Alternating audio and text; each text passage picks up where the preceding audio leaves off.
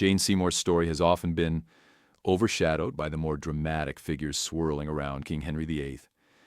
Yet if you close your eyes and imagine the gilded corridors of Tudor England in the early 16th century, the hush of whispered intrigues, the echoes of footsteps on polished floors, the flicker of candlelight on heavy tapestries, you might see a modest young woman with fair hair, quiet manners, and a gaze that masked a determined heart. This is Jane Seymour, so often called the mildest of Henry's 6 wives, though perhaps mild is too simple a word for someone who was astute enough to rise from the unassuming corners of courtly life to the pinnacle of English royalty. Her journey was a tapestry of subtle maneuvering, family pride, unexpected opportunity, and in the end, heartbreak. Yet it left an indelible mark on the English crown, one that would echo through centuries of historical lore. Jane is said to have been born around 1508, some suggest 1509, into the Seymour family, a lineage that had a solid local reputation, but was by no means among the highest nobility of England. The precise place of her birth remains mysterious. Some say Wolf Hall in Wiltshire, while others point to the more pastoral Westbower in Somerset. It's one of those details the historians love to debate, but in the grand swirl of the era, it hardly mattered. What did matter was that she was the daughter of Sir John Seymour and Lady Marjorie Wentworth. The Seymours boasted deep Anglo-Norman roots. Their family name is said to have evolved from Saint-Maur, possibly referencing the Vicini Elohi of the Saint-Maur-sur-Loire in Touraine. Rumor had it that an ancestor, Roger de Saint-Maur, elevated the family's standing by marrying Lady Maud, daughter of Sir William Esterby, thus weaving them more tightly into Daton Sapo Sapper. While the voice of Caesar history, the Lawry, Jürgen Girdadal, Lishaw Gentry. Sir John himself served under Henry VII in battle and continued to serve Henry VIII in France, eventually earning the right to be called Sir, a knight banner at be precise, which meant a raised banner on the battlefield and a certain level of renown at court. Jane was one of 10 children, the 5th in line after 4 older brothers, which might have given her an unusual vantage point within a bustling household. Her father's main claim to fame was as a crown hunter in the Savernake forest, an evocative phrase that conjures images of him guiding noble hunts or preserving woodlands on behalf of the king. Her mother, Lady Marjorie, was equally interesting in a quiet way. She was reputed to value domestic virtues and feminine arts, teaching her daughters needlework, household management, and the sort of gentle accomplishments that made them well prepared for married life, but not necessarily sparkling with the intellectual brilliance more typical of aristocratic families who wanted to show off their daughters at court, compared to Henry's first wife, Catalina, Catherine of Aragon, or his second, Anne Boleyn, both of whom had formidable educations. Jane's schooling was more humble. She learned to read and write, picked up some rudimentary French, perhaps even a dash of Latin. But she never evolved into a patron of letters or a woman known for the dazzling conversation typical of, say, Anne Boleyn's circle. Still, she mastered the essential skills of an upper-class Tudor lady.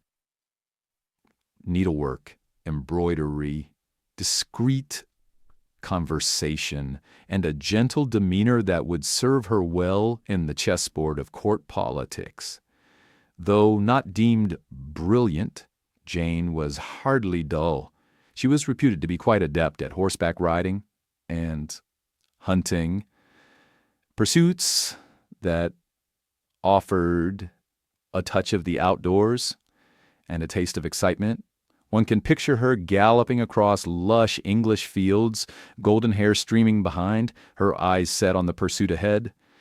Yet if any suitor saw her, then they evidently did not act quickly enough because, well into her 20s, she remained unmarried, an unusual situation for that era, where aristocratic and gentry daughters typically wed sooner, securing alliances and bringing advantageous dowries But the Seymour family's resources were divided among many children, and Jane lacked the lavish dowry that would have enticed wealthier or more ambitious families, while her younger sister Elizabeth was known for remarkable beauty and caught an earlier proposal. Jane's look, though fair and in line with Tudor ideals of pale skin and light hair, seemed to be overshadowed by her reputation for being neither especially witty nor strikingly beautiful in the eyes of many courtiers. Jane was, to borrow a modern phrase, somewhat under the radar. As the years went by without a husband, Jane took a route common for young women of her station who wanted more than a quiet country life. She entered court service. The earliest firm evidence places her in the household of Catherine of Aragon, Henry VIII's first wife, Catalina, as she was often called. Jane's introduction into that household may have been facilitated by Sir Francis Bryan, a well-connected kinsman. Serving a queen was a prestigious position for any gentlewoman, providing a chance to mingle with royalty, garner friendships, and, of course, attract the attentions of potential suitors. For a time, Jane must have been in awe of Queen Catherine's devout dignity and the grace with which she tried to handle the humiliating decline of her marriage. Jane also became acquainted with the Queen's daughter, Mary, who would later ascend the throne as Mary I. It was said that Jane treated Mary with a quiet respect, befitting a legitimate heir to the throne, though, in truth, Mary's claim was beginning to buckle under Henry's new passion for Anne Boleyn. Around this same period, a hush fell over courtly corridors as Henry's great matter, the quest to annul his marriage to Catherine, gathered momentum. Anne Boleyn was at the heart of this vortex. Anne, with her dark hair, sharp wit, and worldly education from the French court, stood in stark contrast to the mild Catherine and, indeed, to the shy Jane Seymour. There was an irony in that. Jane and Anne were actually related. Both had a common ancestor in Elizabeth Cheney, though their branches of the family tree had grown in different directions. Their personalities were likewise divergent. Anne was fiery, flirtatious, bold. Jane was discreet, calm, modest. One might envision them passing each other in some torchlit corridor, each aware of the other's presence and of the subtle shift in courtly alliances that might one day pit them on opposite sides of a momentous drama. Indeed, the Boleyn ascendancy changed everything. Catherine's household was soon disbanded, the Queen herself exiled to progressively more remote residences under increasingly dismal conditions. Jane, as one of Catherine's ladies-in-waiting, briefly followed Catherine to lesser residences like the Moor in Rickmansworth, and later Ampthill. But the cull of staff eventually meant Jane had to return to her family's estate. That was Wolf Hall, a place that must have felt lonely after the buzz of court life. Another blow arrived when a potential match for Jane, William Dormer, evaporated under the Dormer family's cooler assessment. Jane's pedigree was respectable, but her dowry was not impressive, and the Dormers hoped for a more profitable alliance. Rejected yet again, Jane was at a crossroads. She could remain in the countryside, continuing the gentle tasks of sewing, riding, and waiting for a stroke of luck. Or she could attempt another foothold at court, even if that court was now dominated by none other than Anne Boleyn, her distant cousin, and, by that time, Henry's new queen. Jane took a calculated leap. In the aftermath of Anne's coronation, Jane presumably returned to court as one of Anne's ladies. This had to have been awkward, given Anne's reputation for arrogance and Jane's quiet support of Queen Catherine and Princess Mary. But the Tudors lived in a world where personal feelings were often subordinate to dynastic ambition. In any case, Jane kept her head down, her mouth shut, and her embroideries neatly stitched. There is a certain cunning in that silence, the skill of a woman who knows how to fade into the draperies while observing everything. It was around September 1535, legend says, that Henry and Anne visited Wolf Hall. Perhaps that was when Henry first truly noticed Jane. Or maybe he had already taken note of her demure presence in Anne's household. Whatever the case, there came a moment when Henry's attention pivoted. He was tired, It seems of Anne's forthright manner, her refusal to shape herself into the demure wife he believed he deserved.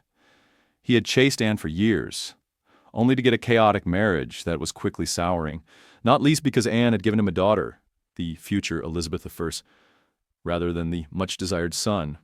Jane, by contrast, was everything Anne was not: quiet, fair-haired, seemingly pliant, and from a large, fertile family. This new object of the king's affections presented an oasis of gentleness, at least in Henry's imagination. If popular stories are to be believed, Jane initially displayed an astute combination of virtue and subtle encouragement. Henry reportedly sent her a letter and a small purse of coins. Jane quietly returned them with a gracious note indicating she could not accept gifts unless their relationship was more honorable. To Henry, accustomed to courting women who flattered his every move, this must have seemed an irresistible challenge. She was playing a role that might have been taught to her from birth: the sweet, modest maiden who would yield only under the sacred bond of matrimony. Henry's passion escalated. By early 1536, he was resolved. Jane was to be the next queen. Only one obstacle remained: Anne Boleyn, soon to be condemned under charges, ranging from adultery to witchcraft. How much Jane herself knew about the rapid demise of Anne is uncertain. Perhaps she smiled politely in the corridors while letters flew behind closed doors. Perhaps she was coaxed and counseled by Thomas Cromwell, or by members of her own ambitious family, who recognized that Jane's ability to bear the king a son could transform their fortunes overnight. Certainly, some historians have suggested that the Seymours played a shrewd game, or at least took advantage of Henry's disenchantment with Anne. But in truth, the greatest impetus came from Henry himself, who saw in Jane both the promise of a male heir and the soothing contrast to Anne's argumentative style. All that culminated in Anne's beheading. On Matter 9 parce qu'il te sa sur arvier sal sparfing zasindain swadier vofasir. It was one of the darkest spectacles of Henry's reign, the sort of moment that must have left the court in stunned silence. The day after Anne's execution, Henry rode to Jane's lodgings in a barge along the Thames, bearing new tokens of affection. Within 11 days, they were quietly married at the Palace of Whitehall on May 30th, 1536. Thus, Jane Seymour became Queen of England, winning a place in history as Henry's third wife. Her motto, "Bound to obey and serve," perfectly captured the image she projected: meek, loyal, submissive. Yet one wonders if beneath that modest exterior, Jane carried a steely knowledge that she had achieved what once seemed impossible: a place at the king's side, the bright crown of a queen on her pale hair. If the narrative so far suggests that Jane was docile and unambitious, a closer look at her short tenure as queen challenges that assumption.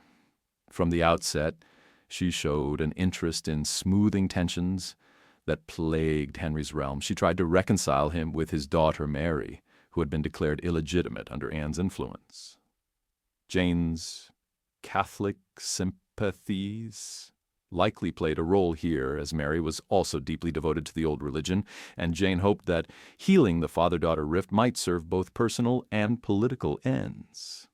But Henry, always keen to maintain final say, gave her a sharp warning when she ventured too close to political interference.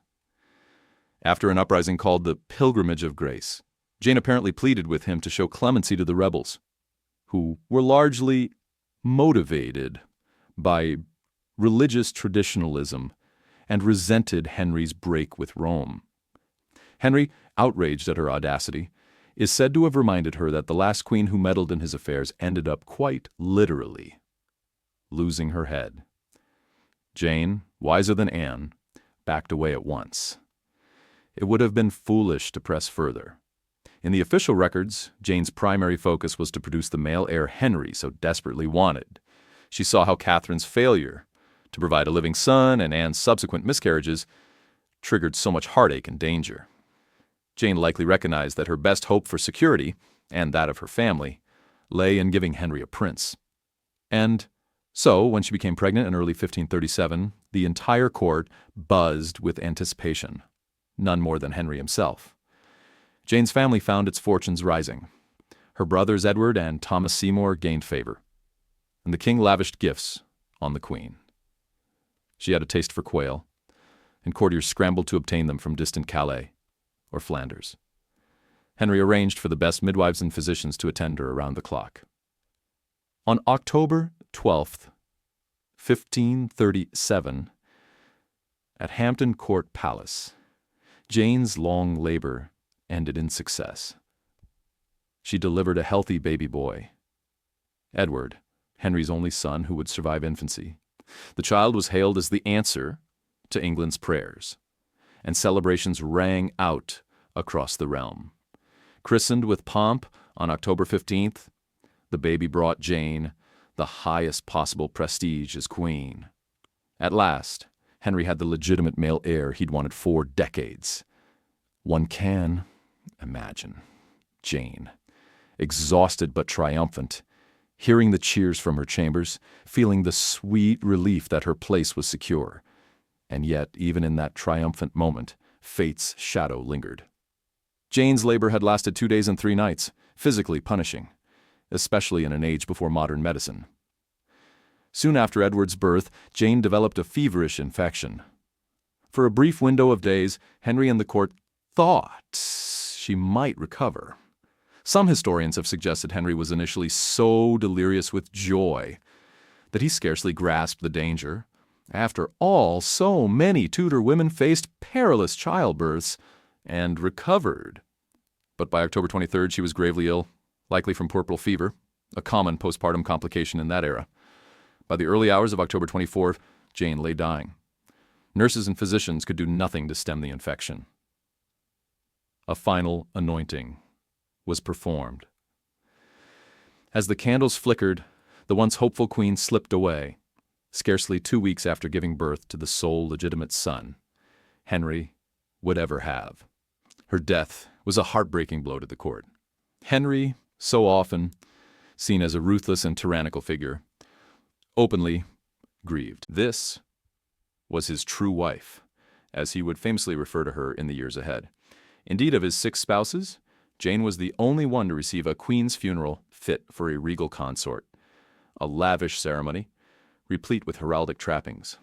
Draped in cloth, marked with the combined arms of the Seymours and the English crown, Jane's coffin was carried in procession to St.